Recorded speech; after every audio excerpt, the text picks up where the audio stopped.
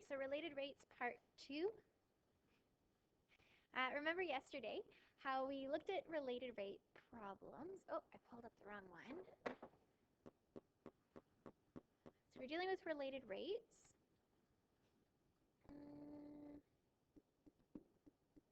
These are my max and min. Let me just see if it's this other one. So in our instructions, there's one step that we missed out. So this was the notes for yesterday. We skipped, so we had problems. We drew a diagram, took a snapshot.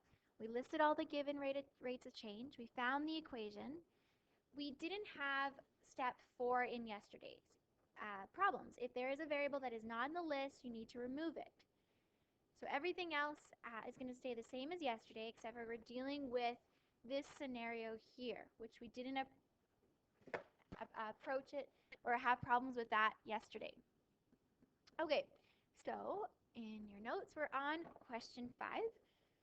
The area of an equilateral triangle is decreasing at a rate of 5 centimeters squared per second. So they give us that the area of our equilateral, so dA dt, its rate of change is -5 because of the decrease, centimeters squared per second.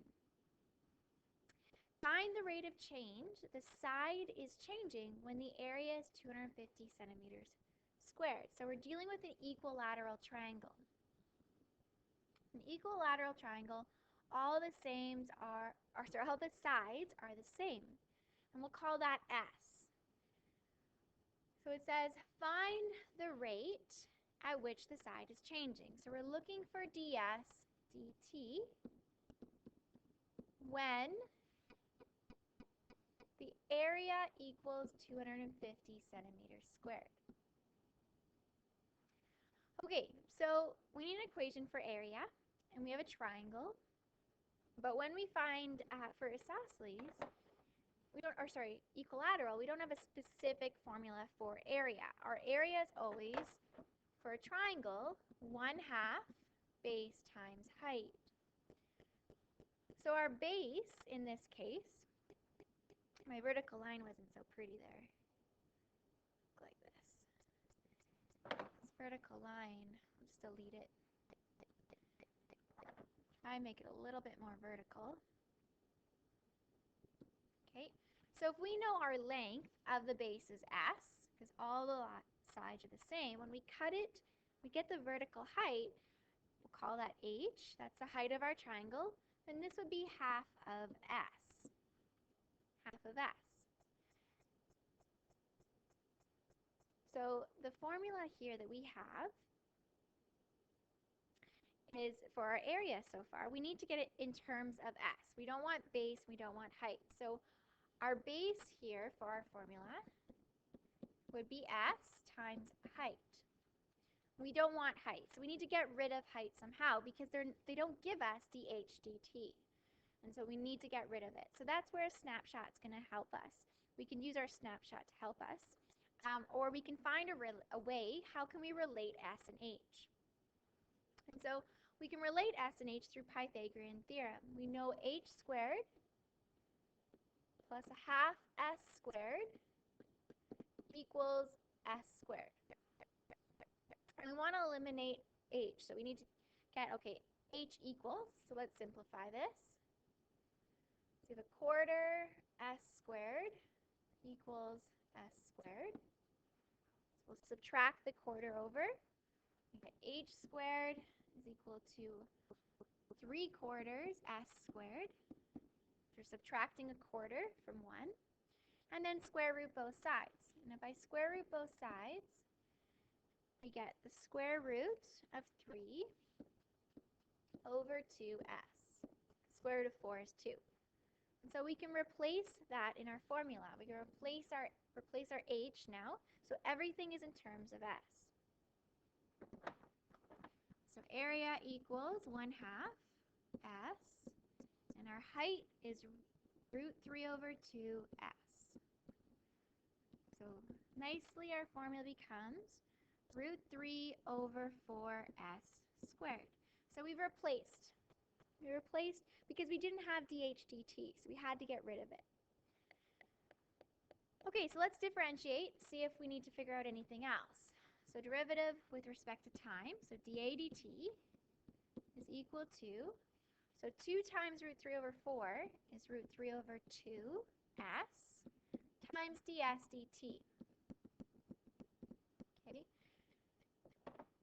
We know ds dt. We're looking for dA dt, so we need to find what s is. So what's at 250, because they give us the area. So when we have an area of 250 centimeters squared, what is going to be our side length? And we already made a nice formula, right? We said, so our snapshot is when our area is equal to our picture in time. We want specifically when the area is 250 centimeters squared. And we need to know what s is at that point. So we made this nice formula. The area is root 3 over 4s squared. And so when our area is 250, what would s have to be? So we're going to solve this guy. Okay, times by 4. Well, it's going to be kind of an ugly thing, isn't it? So times by 4, we're going to have to get it as a decimal. So grabbing your calculators, times by 4 is 1,000 divided by root 3, and the square root of that gives, I'm going to give you a decimal because square root of a square root won't look very nice, 24.03.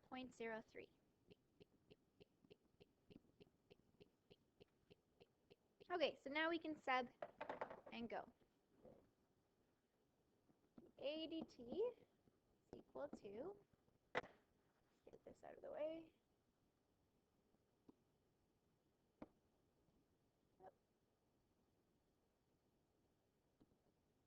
That's better. Root 3 over 2. Our s was 24.03. And our ds dt, the rate of change, oh, we know, sorry, we're looking for ds dt. That's our unknown. We know our area. The rate of change of the area was -5 times ds dt. So dividing both sides by that ugly thing, times by 2, so 2 times -5 divided by root 3 times the 24.03, give us ds dt, which is a positive 0.24 centimeters per second.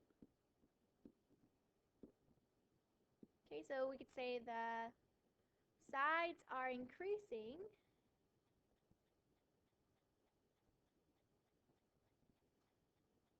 at 0.24 centimeters per second when the area is 250 centimeters squared.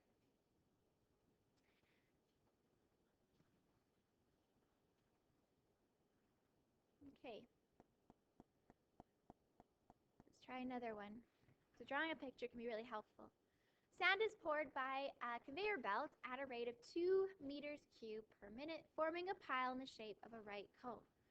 So our sand is being poured, the right cone, right? So it's being poured and it forms that right cone. And we know that our volume, you can see it's a unit of volume, meters cubed per minute. So our volume, rate of change of the volume, it's increasing.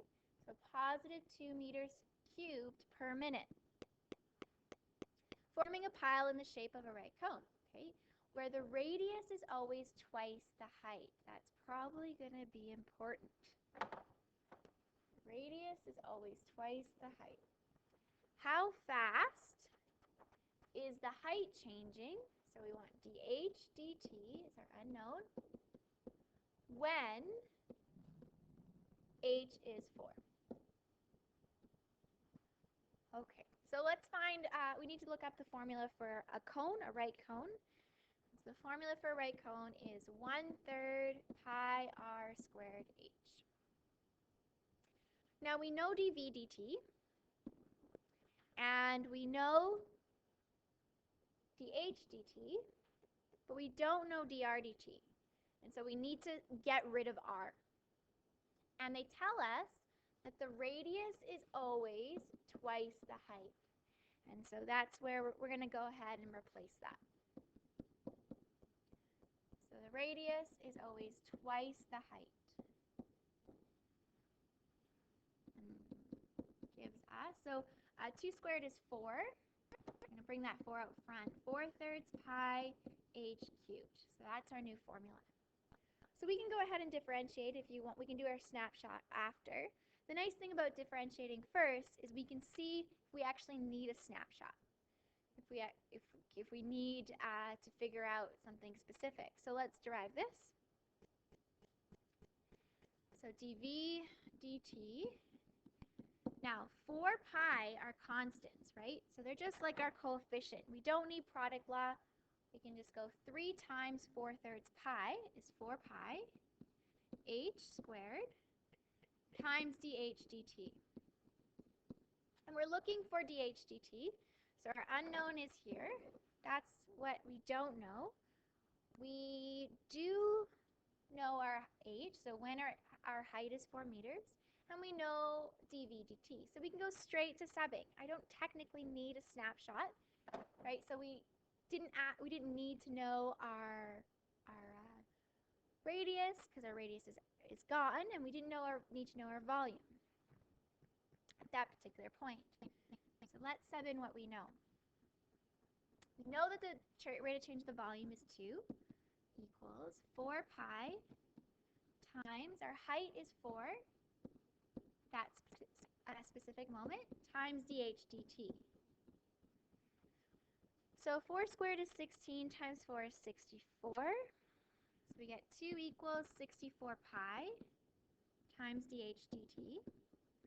So just dividing everything, and let's leave this exact value in terms of pi, gives us 1/32 pi when we divide both sides by 64 pi.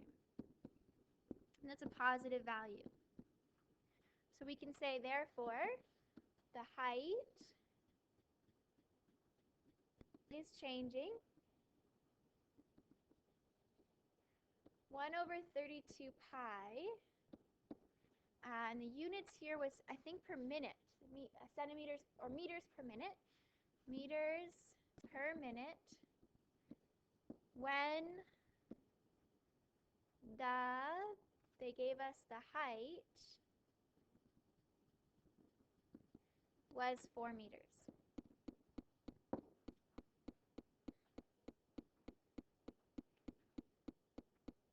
Okay. One more problem and we're done. Quick and easy. Maybe not easy, but short lesson today. A water trough is 10 meters long and has a cross section of an isosceles triangle with a base of 0.8 meters and a height of 0.6 meters. Water is emptying from the trough at a rate of 2 meters cubed per minute. Find the rate of change of the height of the water when the water is 0.4 meters deep. Okay, so it says find the rate of change of the height. So we're looking for dH dt when the water is 0.4 meters deep. Okay, so let's see how we don't know our variable for that just yet. We do know the volume, right, is changing, dV dt.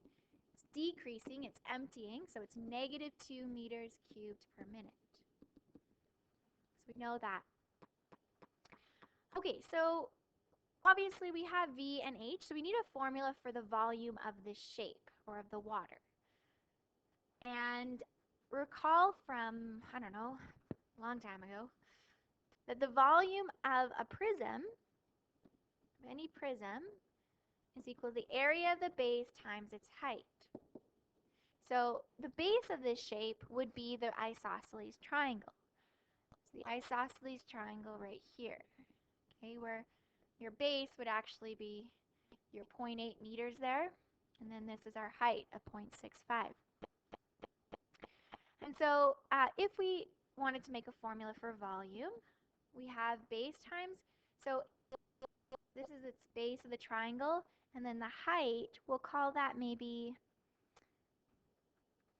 I don't know what we want to call it. Call it the height, I guess. H. And we'll call this height of the prism, we'll call it the length. Okay, so our area of the base is 1/2 b times h, because it's a triangle, and then times the height of the prism is that length there. Now notice we have dh dt and dv dt, so we need to get rid of this b and l. So we want to make b and l in terms of our height. Okay. So we also have some constants. Some things are not changing. So we're going to sub that in. What's not changing? Well, let's look. Is the base of the triangle, so we have the base of the triangle, is that changing with the water? As the water falls, does that change? Yes, it does. So her base of the triangle is there at that point. Here it'd be smaller. So that is actually changing as it drains. So that's not constant. The height of the triangle, that's changing, right? That's the height of the water. So specific time it's there, then it could be that height, and so forth. So that's changing. How about the length of the prism? Is that changing at any point? So the length here, is that any different than when it was up here?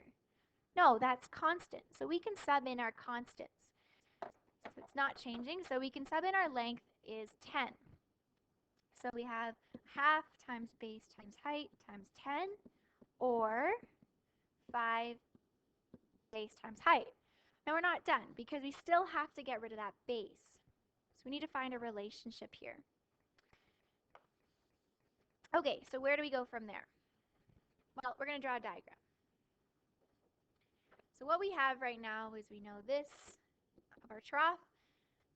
The triangle base is 0.8 meters and the triangle height is 0.6 meters.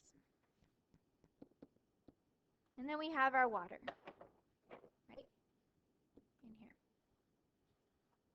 So how can we make a relationship between our base and our height? So how is, I'm going to make my water in a straight line. So we're going to use similar triangles, right? So we have this base, we want to relate that base and that height with this base and that height. And so similar triangles, we have the same angle, we can use our similar triangles. We use similar triangles. Because we don't know dB dt. So we need to sub out b. Okay, so what's our relationship here? So we're relating our base to our height of the water compared to this triangle. So it doesn't matter the order. So height over our base, similar triangles, is equivalent to, so our height here is 0.6 over our base of 0.8. So that's the relationship. The base is always going to be that's the ratio of 0.6 to 0.8 as it drains, because they're similar triangles. So we want to replace who? We want to replace b. So we need to get b by itself. So let's get b by itself. So I'll start, 0.6 divided by 0.8 is 6 over 8, or 3/4. I'm going to need b by itself, so I'm going to times by b. And so height equals 3/4 our base. And then times both sides by 4/3 to get base by itself. So there's that relationship. Okay, so now we can sub. We can go to that, we can sub now. So we have our formula for volume. It's 5 times our base times our height. And we know our base is equal to 4/3 the height. That's the relationship. So we get 20 over 3h squared. So finally, we just have our formula in terms of volume and height. Now we can derive. So with respect to our time, equals 20 over 3 times 2 is 40 over 3h times dH dt. And what are we looking for again? Seems like sometimes these questions are so long you forget what you're looking for. It says, find the rate of change of the height, so dH dt. Okay, so when they tell us when the height is 0.4 meters, right? So it says, find the rate of change of the height of the water when the water is 0.4 meters deep. So that's our height of our isosceles. Okay, so let's plug it in. We know the rate of change of the volume was, so we can rearrange the formula now, or we can just sub in. So it's up to you. I think I'm going to rearrange. So I'm going to times by 3 over 4, 40, dV dt equals h dH dt, and then divide by h. So we can go 3 over 40h times dV dt equals dH dt. Okay, so we know our height, the depth was 0.4 times the rate of change of our volume was -2.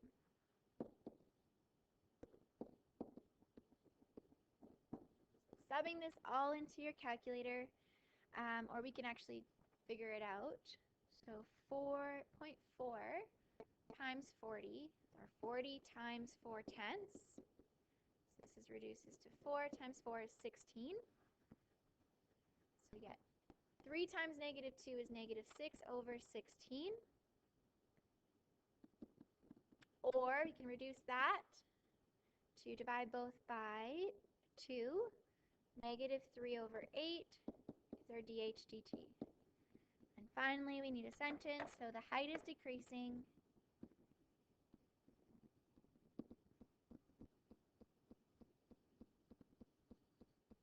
at a rate of 0.38, or let's go 3/8 meters per minute when our height, or when the depth is 0.4 meters. Okay. So the homework is 10 to 16 on page 145 of your textbook. The worked out solutions are on the website, so you might want to look at those when you're solving it, because these are tough, and it takes practice. The more you practice, the easier they become. And so yeah, their solutions are online, and I have an extra worksheet I can hand out to you guys later, so you can get lots of practice with this stuff, and practice is the key. So your homework, let's get to work. Let's focus and do some homework.